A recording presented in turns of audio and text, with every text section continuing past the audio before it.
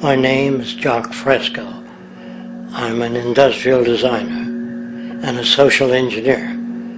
I'm very much interested in society and developing a system that might be sustainable for all people.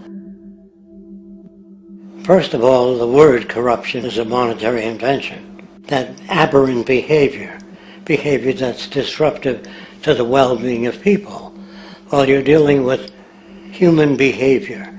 And human behavior appears to be environmentally determined, meaning if you were raised by the Seminole Indians as a baby, never saw anything else, you'd hold that value system. And this goes for nations, it goes for individuals, for families. They try to indoctrinate their children to their particular faith and their country and make them feel like they're part of that. And they build a society which they call established.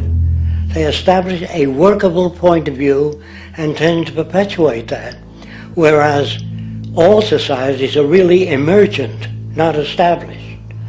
And so they fight new ideas that would interfere with the establishment.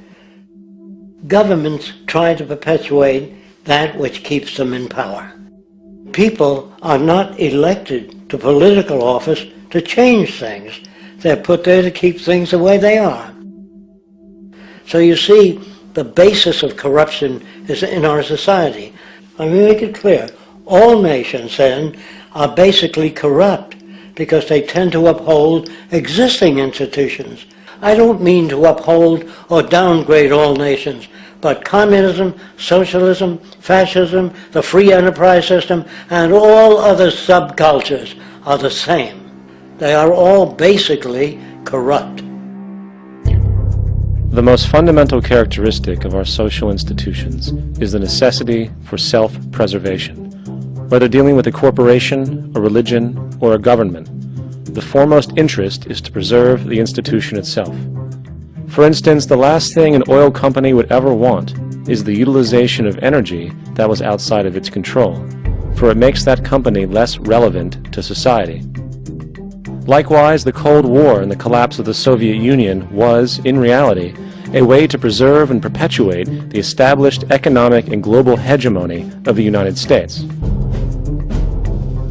Similarly, religions condition people to feel guilty for natural inclinations, each claiming to offer the only path to forgiveness and salvation.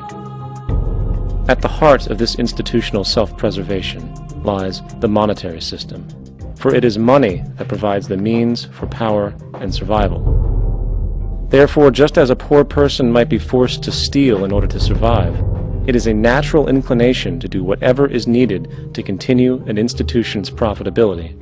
This makes it inherently difficult for profit-based institutions to change, for it puts in jeopardy not only the survival of large groups of people, but also the coveted materialistic lifestyles associated with affluence and power.